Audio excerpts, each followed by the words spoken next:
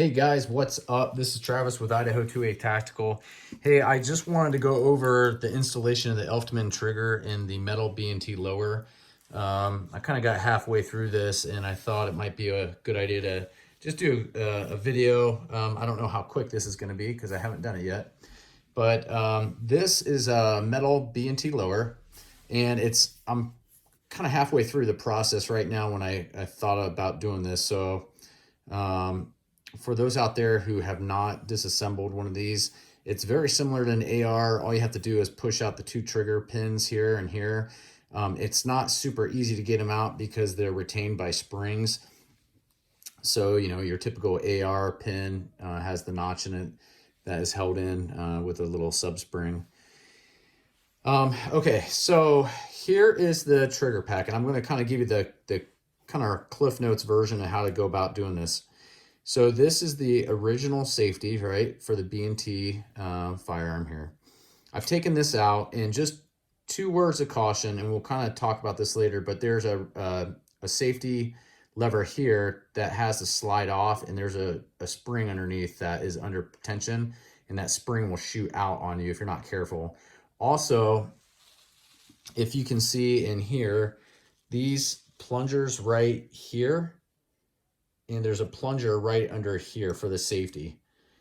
Those will shoot out. If you try to take this this safety out, these will come shooting out and go across the room. So it's really important that when you take this out, that you cover your thumb. And so what I'm referring to is when you're disassembling, right? Right now we're going to reassemble this.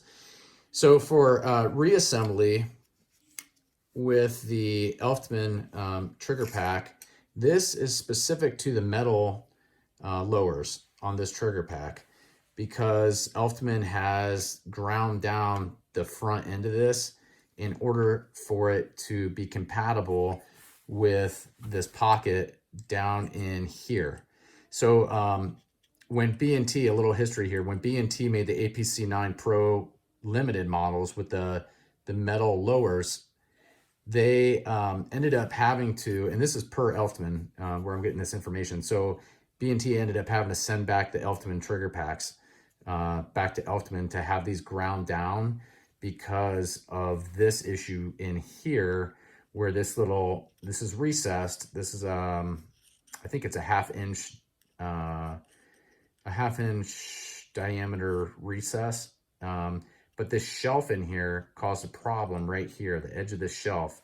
And so on the limited models, if you were to look at, this is not from a limited gun. This is, you know, an aftermarket direct from B&T metal lower. And so on the limited models, what B&T did was they actually milled down this edge right here. It's kind of hard to see, but I assure you there's like a little lip right here. And so they milled that down for the limiteds. So, you know, when we get these, they're not milled down. And so our choices are either to mill that little lip in there in order for a regular Elftmann trigger to fit, or to work with Elftmann to get the milled down version. And so this is the milled down version. All right, so enough talking. So how are you going to install this? Here's what you're going to do. So the trigger here, just be careful because it's under spring tension, but you're kind of I just pulled the trigger a little bit just to release some of the tension. And what you'll see two Allen screws. There's an Allen screw here, and there's an Allen screw here. And this is going to get retained by these Allen screws here, putting pressure on the trigger pins.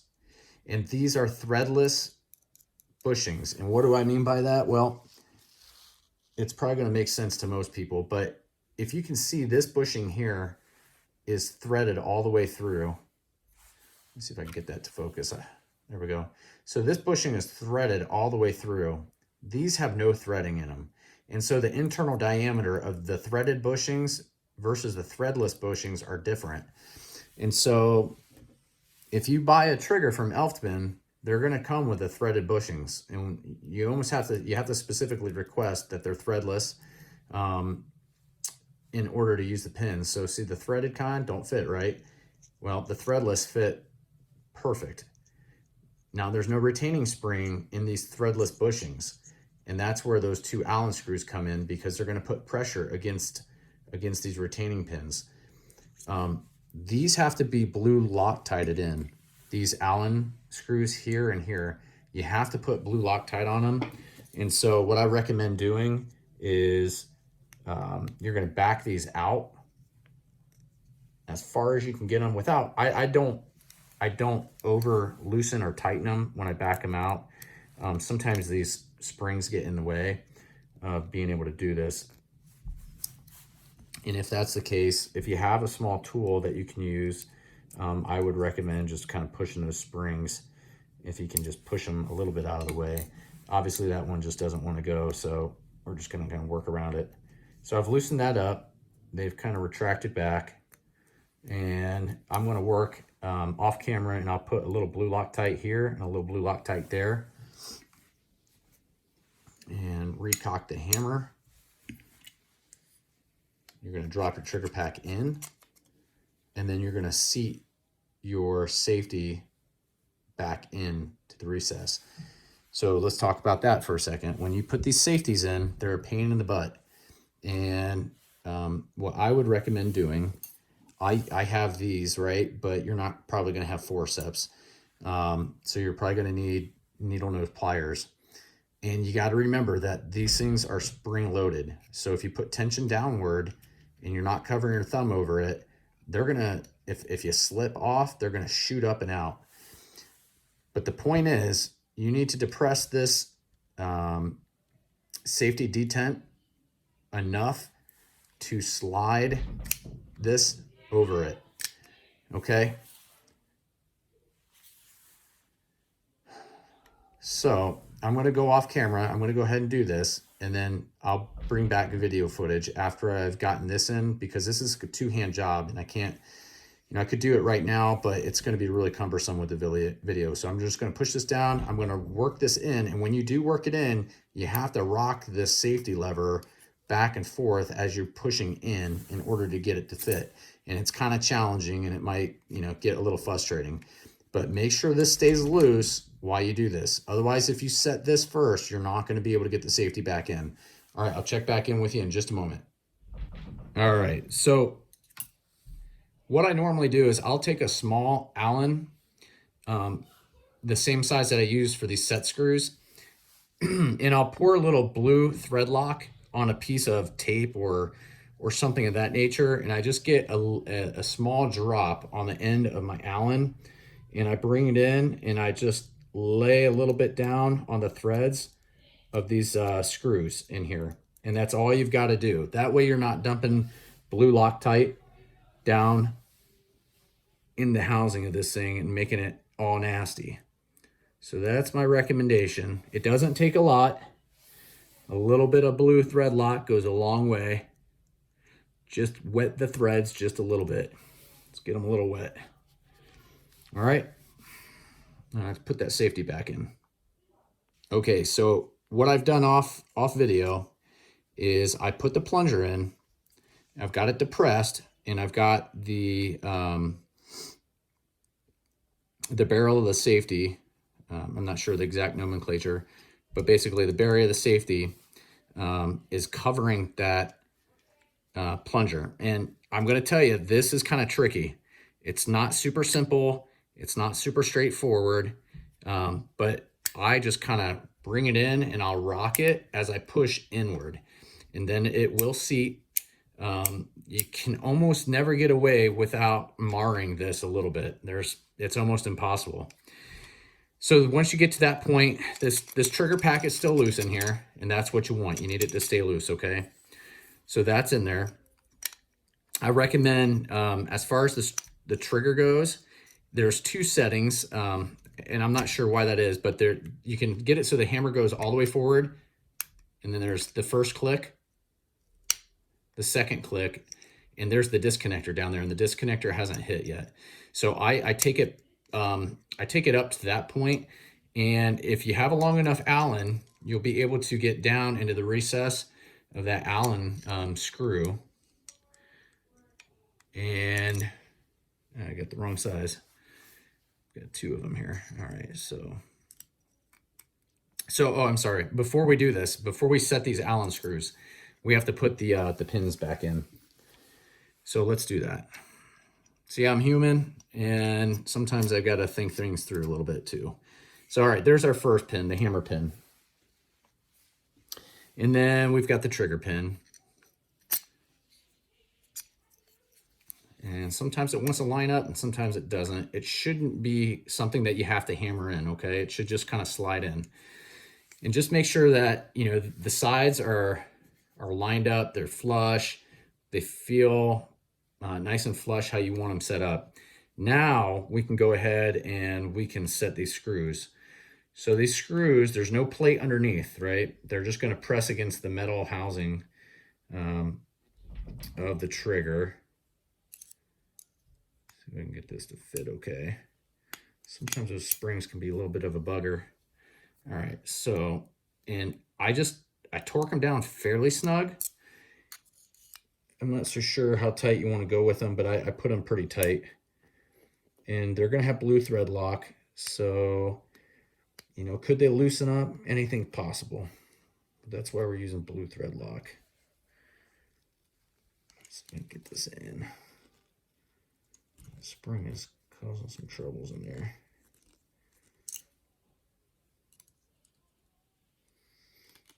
Let's see if we can get that spring out of the way. Sometimes it's helpful to have a little tool like this. You know, Harbor Freight, they sell stuff like this. I think Harbor Freight has like a 3-pack of these kind of tools. Hey, buddy. So, you guys, this is real world, and my little son just wanted to pop his head in and say hello. And there you go, he's saying hi. All right, so I had to push that spring out of the way. And then I'm going to torque this one down. And that's pretty snug. I'm going to double check this spring over here. And that's pretty snug. And now I'm just going to put these springs back out to the sides here. Okay. Just make sure they're seated kind of where they were before. So I put those springs back. And so safety's in. The screws are set. Pins are in. And I would recommend you never let this hammer strike the strike plate or the front of the trigger pocket. I just try to fit it, and I pull the trigger back just to make sure there's no grinding and it feels smooth. Should feel fairly smooth, and that's it. That's how you do that, guys. I do want to touch on this just real briefly, this taking the safety off. If you already know how to do that, you're pretty much done and you're out of the woods and you can just cut loose. If you've never done it before, taking this safety cover off, there is a little spring. And that spring sits down in that little hole there. Okay. And there is a plunger that sits on top of that spring. And it doesn't matter which side you use, the plunger is the same on both sides. So you really can't go wrong. So that plunger is going to just kind of, it's going to come out no matter what because it's under spring tension. But this is what I'm talking about. If you're not careful, right now I have it under tension, it'll shoot up and it'll go across the room, and I guarantee you, you're going to be saying some seriously choice words trying to find the thing on the floor because it blends in with the stinking floor. It is steel, so if you got a magnet, maybe you can find it that way. But I'm going to use this tool just to kind of put some tension. So you can see right there how that works. Okay, so that's clicked into place now. And that works. So if I want to take it apart, you have to use a really small pin. You can use a paper clip. You can use a safety, little safety needle or something like that. But once you push it in, you'll be able to start sliding it off. And see how that's sliding off right there? That plunger is going to shoot out unbelievably quick if I take that off. So anyway, that's how you do that. This trigger pack is done. And one thing I want to note is if the hammer is forward, okay, you're not going to really be able to put this back on safe. You can push it and override it, but if you've ever wondered like, man, why is this thing not going at a safe? It's because the hammer's decocked, and once it cocks, then it'll go into safe super easy. So anyhow, if you have any other questions, you're always welcome to hit me up. My phone number is 208-298-7916. I'll put a description with the link to this product. We sell this with the trigger pre-installed. I charge $20 to install it. And we use blue thread lock on it every time. You might get it, and if you buy it from us, there might be a couple scratches on the safety through there, but there's no way around it. You just can't get out of that. Okay, that's just how it is. But this is a great trigger. I mean, check this out. So here's, all right.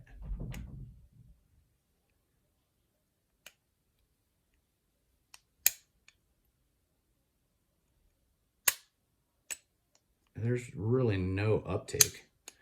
I mean, it's already at a wall and it hits. Anyway, if you like it, you can hit that link down at the bottom. It'll take you to the website and you can buy these. They're not cheap. They're really expensive. But again, they come with the Elfman trigger, the metal lower. We also sell the metal lower without the Elftmann trigger. It's a bit cheaper, but I mean, it's B&T, so it's not going to be cheap. So keep that in mind when you go to check it out. Hope you all take care. Bye.